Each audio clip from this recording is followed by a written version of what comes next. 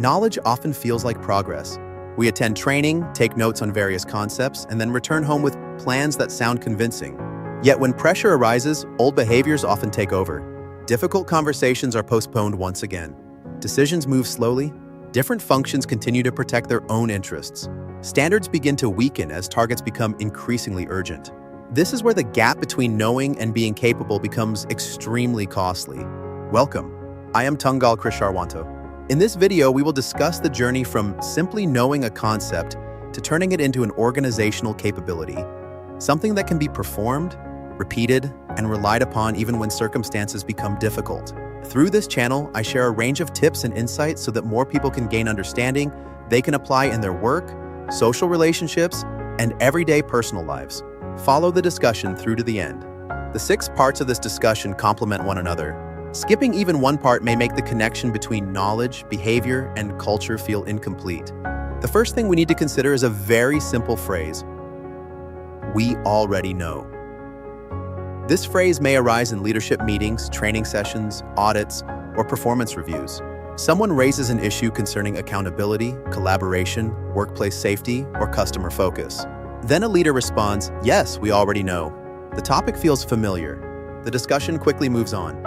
A few weeks later, the same problem appears again. Managers are still avoiding conversations about poor performance. 2 functions continue to blame one another. Decisions remain unclear because no one truly wants to assume the risk. The phrase, "we already know," becomes costly because curiosity stops too soon. Familiarity creates the impression that the issue has already been mastered.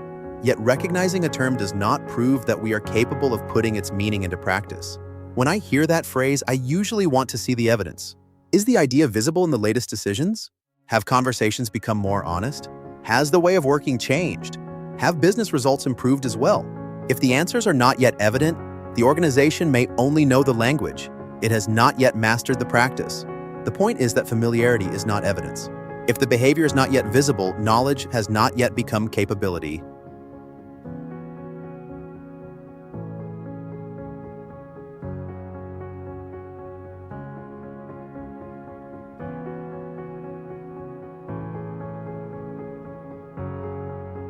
The second matter that requires attention is the difference between understanding and capability.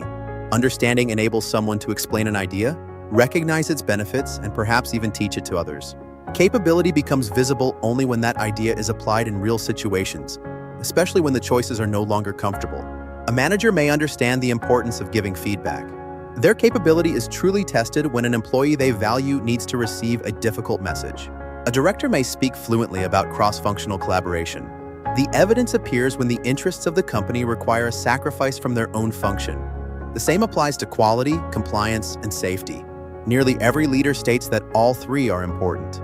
The true standard becomes visible when delivery targets or financial pressure move in the opposite direction. In comfortable circumstances, many people appear capable.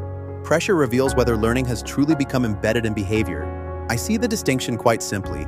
Understanding means I can explain it. Being capable means I can do it when circumstances demand it. The first gives us language. The second allows others to rely on us. Understanding provides language. Capability builds trust when pressure arises.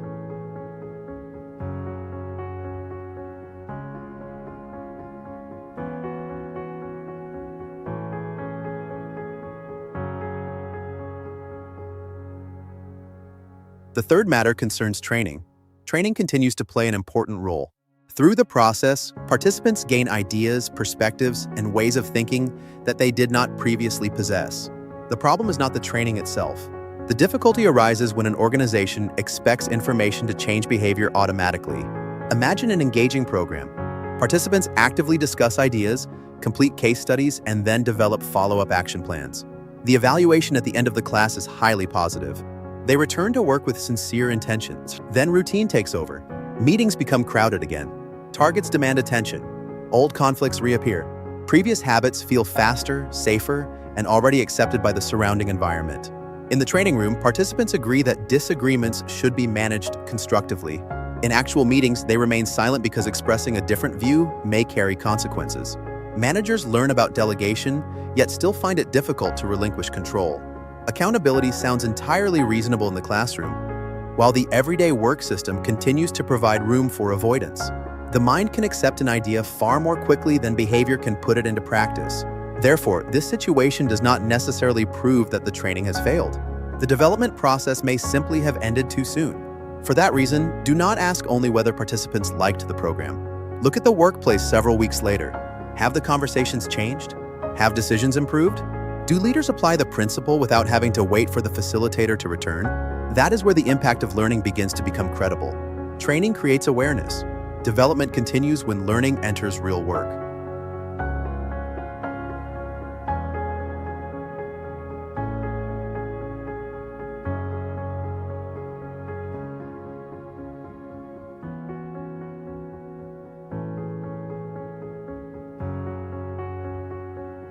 At this point, think of one training program you have attended or organized. Which part was actually applied after the participants returned to work? And which part remained nothing more than notes? Keep your answer in mind.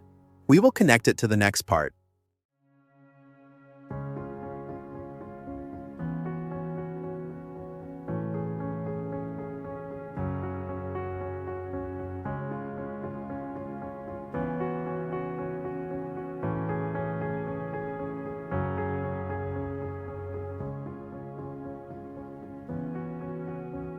Immediate attention. Leaders move quickly, resolve the situation, and then turn to the next demand. The business may have successfully moved through the event, yet it has not necessarily become wiser. An experience provides the raw material. Reflection transforms it into learning. Reflection does not need to become a lengthy philosophical meeting. 10 or 15 minutes after an important decision, project, conflict, or operational disruption can already produce something meaningful, provided the conversation is honest. Begin with 5 simple questions. What was our original objective? What actually happened? Which behaviors helped? At what point did our actions hinder the outcome instead? What should we do differently next time? The value does not come from questions that sound intelligent. Progress emerges when leaders are willing to examine their own contribution without becoming preoccupied with finding someone to blame. Without honesty, reflection becomes merely another meeting. With the right discipline, one team's experience becomes shared knowledge. Others do not have to repeat the same mistake to gain a similar lesson. Experience does not automatically become learning. Reflection transforms events into shared capability. The 5th matter that requires attention is the spread of capability. An organization may have several outstanding leaders and still remain fragile. One manager may be highly effective at handling conflict. Another leader may excel at developing people. A director may be exceptionally skilled at leading difficult negotiations. As long as they are present, everything feels secure. When they move on, retire, or are not in the room, those capabilities disappear with them. That is individual strength. It has not yet become organizational capability. Change begins when effective practices can be understood, shared, and repeated by others. Leaders use aligned standards. Teams learn from one another. Positive habits become embedded in meetings, decision-making, performance reviews, and the management of everyday work. The language gradually changes. People stop saying, "That is how the great leader works." They begin saying, "That is how we work here." A single workshop is not enough to create that condition. Cultural posters or competency documents that are rarely used will not help very much either. Leaders need to demonstrate the standard through their own decisions and behavior. The work environment then reinforces the right practices and responds to actions that contradict them.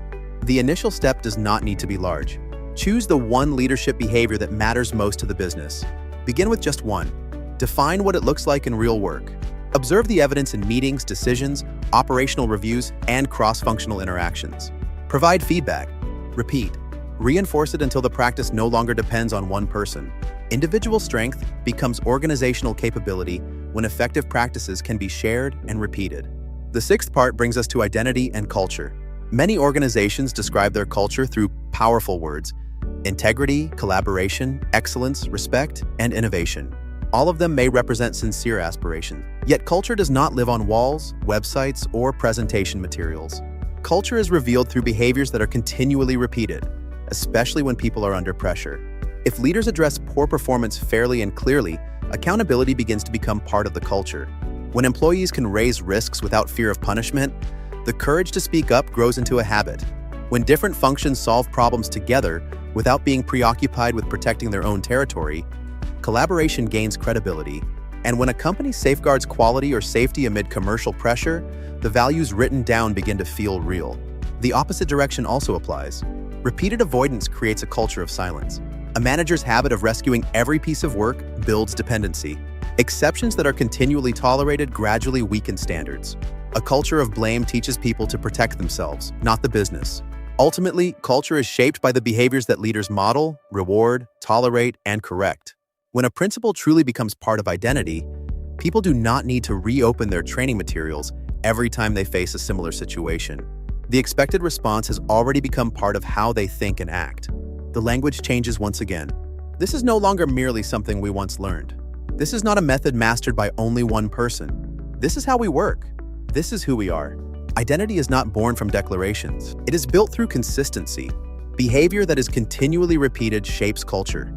When pressure arises, culture reveals who we truly are. Let us bring the entire discussion together. The journey begins with, I know, a person understands the concept. It then moves toward, I know how to do it. They are able to apply the principle in real situations. The next stage is consistency. Their behavior remains reliable when pressure arises. When that capability spreads, the language changes to, that is how we work. Practices that are continually repeated eventually shape culture and identity. This is who we are. This principle does not apply only within companies. In social relationships and personal life, we also often know what actions we should take, yet have not been able to turn them into consistent habits. Therefore, do not try to change everything at once. Choose the one behavior that matters most. Define what it looks like in practice. Practice it. Review the results. Then repeat until the behavior becomes part of yourself or of the shared way of working. If you found this discussion valuable, please click the subscribe button and activate the notification bell. Your support means a great deal and helps me continue sharing other practical tips and insights. Share this video with a colleague, leader, or anyone who may be facing the gap between knowing and being able to act. I am Tunggal Krisharwanto.